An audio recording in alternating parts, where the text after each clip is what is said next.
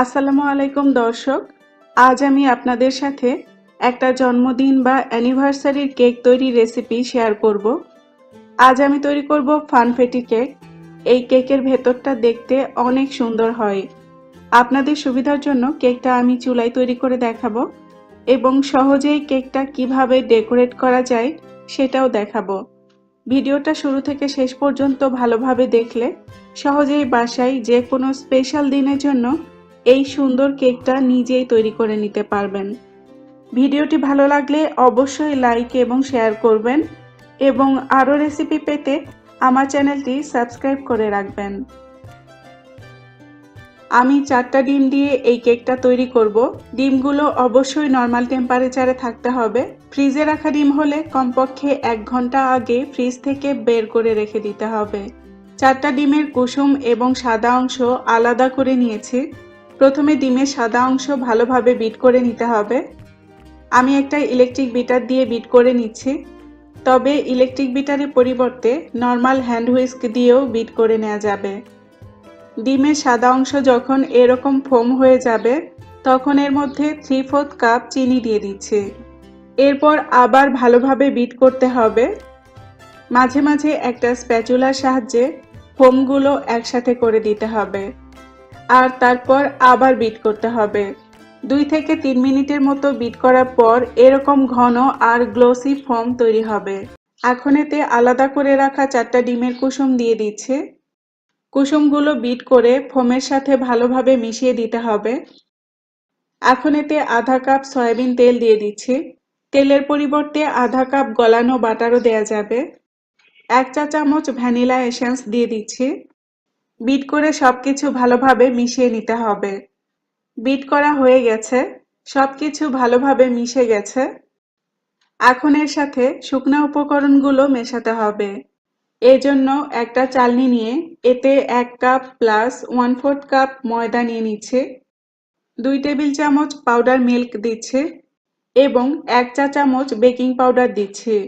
সবকিছু চেলে দিয়ে দিচ্ছে।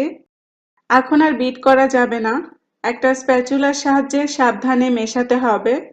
কাট অ্যান্ড ফোল্ড মেথডে ধীরে ধীরে মেশাতে হবে। ভালোভাবে মেশানো হয়ে গেছে। কেকের মিশ্রণের কনসিস্টেন্সি এরকম হবে। এখন এর মধ্যে দিয়ে দিচ্ছি রেইনবো স্প্রিঙ্কল। এটা যে কোনো সুপার শপ বা বড় মুদি দোকানে পাবেন। ফানফেটি কেক তৈরির একটা মূল উপকরণ হলো এই রেইনবো স্প্রিঙ্কল। তাই এই কেক তৈরিতে অবশ্যই এই স্প্রিঙ্কলটা ব্যবহার করতে হবে। আমি 2 থেকে 3 টেবিল চামচের মতো দিচ্ছি, তবে আপনি আপনার পছন্দ মতো দিতে পারবেন। কেকের মিশ্রণে দেওয়ার পর স্প্রিঙ্কলগুলো গলে যেতে পারে, তাই বেশি মেশানো যাবে না, হালকাভাবে মিশিয়ে নিতে হবে। হয়ে গেছে, আর মেশানোর প্রয়োজন নেই। 6.5 ইঞ্চি একটা মোল্ডে তেল ব্রাশ করে তারপর বেকিং পেপার সেট করে নিয়েছে। কেকের মিশ্রণটা এবার এই মোল্ডে ঢেলে দিচ্ছে। এরপর ট্যাপ করে নিচ্ছে যেন ভেতরের বাবলসগুলো বের হয়ে যায়। ওভেনে বেক করতে চাইলে 170 ডিগ্রি সেলসিয়াস তাপমাত্রায় অথবা 350 ডিগ্রি ফারেনহাইটে 30 থেকে 35 মিনিটের মতো বেক করতে হবে। আমি কেকটা চুলায় বেক করব, তাই একটা মোটা তলাযুক্ত পাত্র নিয়েছি। এর ঠিক মাঝখানে একটা স্টিলের স্ট্যান্ড বসিয়ে দিচ্ছে। তারপর ঢাকনা দিয়ে ঢেকে দিচ্ছে এবং ঢাকনার ছিদ্রটাও কাগজের টুকরা দিয়ে বন্ধ করে দিচ্ছে। এভাবে মিডিয়াম আঁচে 5 মিনিটের জন্য পাত্রটা প্রিহিট বা গরম করে নিতে হবে। 5 মিনিট পর কেকের বাটিটা বসিয়ে দিতে হবে এবং ঢাকনা দিয়ে ঢেকে দিতে হবে। এভাবে মিডিয়াম লো আঁচে 30 থেকে 35 মিনিটের মতো বেক করতে হবে। 30 থেকে 35 মিনিট পর চেক করতে হবে কেকটা হয়েছে কিনা। কেক হবার পর চুলা বন্ধ করে কেকের বাটিটা বের করে রেখে দিতে হবে ভালোভাবে ঠান্ডা হবার জন্য। ভালোভাবে ঠান্ডা হবার পরই কেকটা মোল্ড থেকে বের করে নিতে হবে।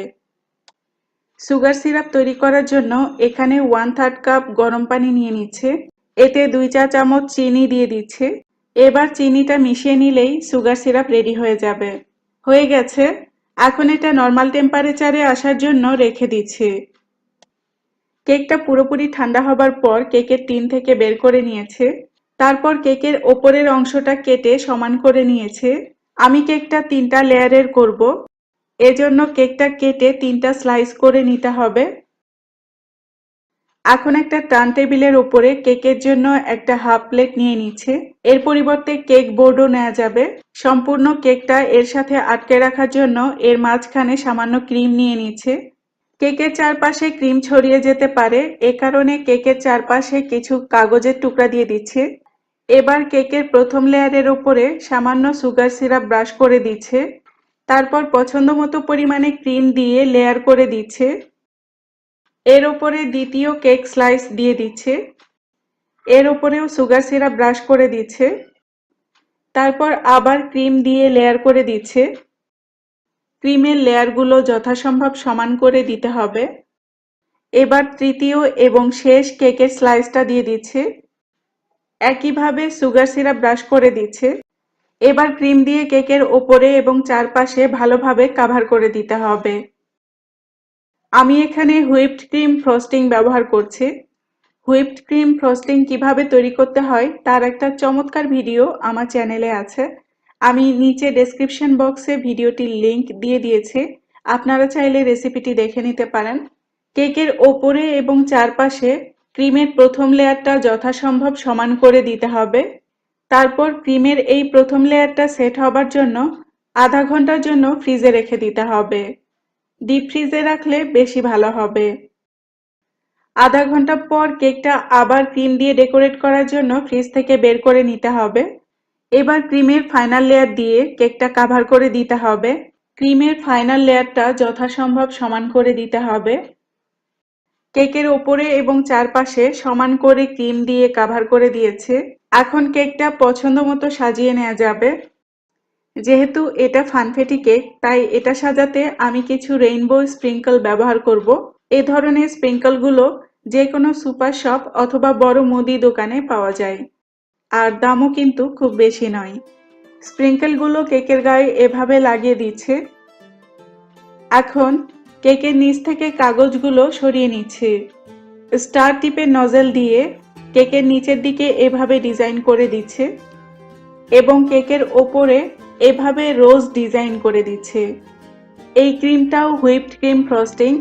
এই ক্রিমটা কিভাবে তৈরি করতে হয় সেটার রেসিপির লিংক নিচে ডেসক্রিপশন বক্সে দিয়ে দিয়েছে।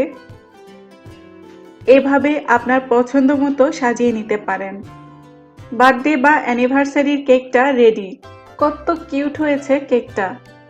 দেখতে যেমন সুন্দর, খেতেও অনেক মজা এই কেকটা। এবার কেকটা কেটে খাওয়ার পালা। দেখতেই পাচ্ছেন কেকের ভেতরটা কত সুন্দর হয়েছে।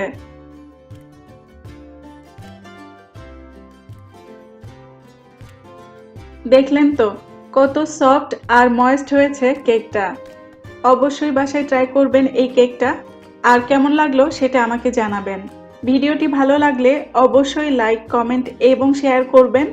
আর এরকম আরও সুন্দর সুন্দর রেসিপি পেতে আমার চ্যানেলটি অবশ্যই সাবস্ক্রাইব করে রাখবেন। ভিডিওটি দেখার জন্য অনেক ধন্যবাদ। ভালো থাকবেন সবাই। আল্লাহ হাফেজ।